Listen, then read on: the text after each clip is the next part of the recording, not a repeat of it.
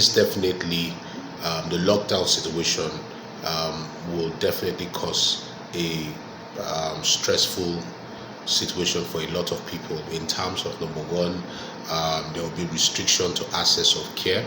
Some hospitals, public hospitals, have literally sent home patients, and this is not a bad thing in itself. It's an attempt to reduce the whole spread.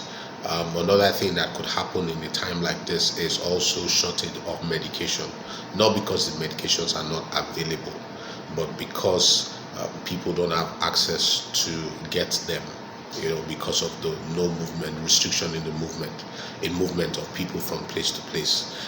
Another thing that could happen in a time like this during the lockdown is also the fact that right now family members are all together, so there's a lot of close proximity. Everyone is at home, and there's this concept in mental health that is called high expressed emotion, which is basically how we relate with each other. So that close proximity can also be can cause stress, because some relationships, some connections can be stressful.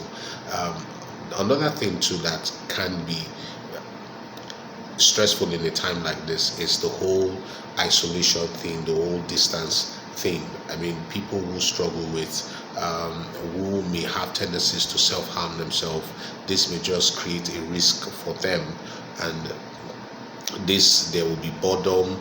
And those who struggle with addiction, this may just trigger them to start using a game.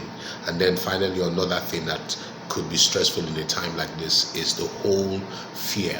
There is a lot of fear, there's a lot of anxiety about how would things play out and all of that, fear of health, fear of finances and all of that. And that in itself can trigger depression or anxiety. So what I'm going to do in the next few minutes is just share some points I think could be helpful, some tools that I feel could be helpful for those who have mental illness or those who live with one with a mental illness, the things that will help in a time like this. So number one is kindly stock up on your medication. Please, this is not the time to say, okay, since I've run out of medication, I will just declare a personal drug holiday. Or this is also not the time to say, oh, I don't have enough medication, so what I'm going to do is that I'm going to step down on the dose or do alternate days. That's where I will be able to stretch my medication. No, please don't do that.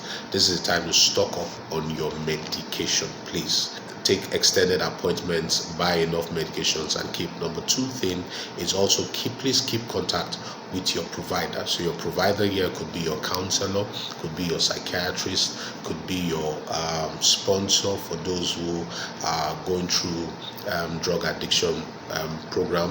Whoever that person is, look for alternative ways to contact them. Alternative ways being WhatsApp videos, telephone calls, Zoom, but please keep a structured appointment, with your provider. They're very important. This is not the time to be distant.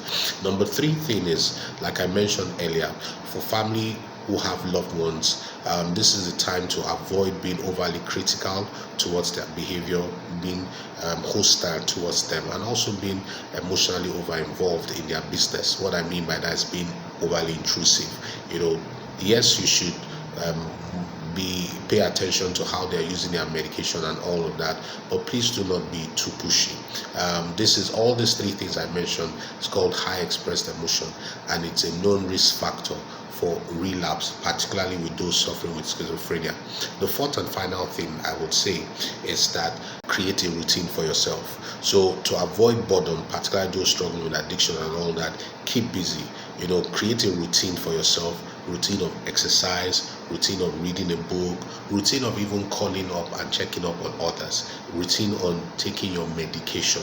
It's very important. There's something that is said that motion creates emotion. So if you do less activity, you are more likely to be bored and then fall into depression and all that. So this is a time to create emotions by motion, which is really exercise and all that, and meditation too, very important in a time like this.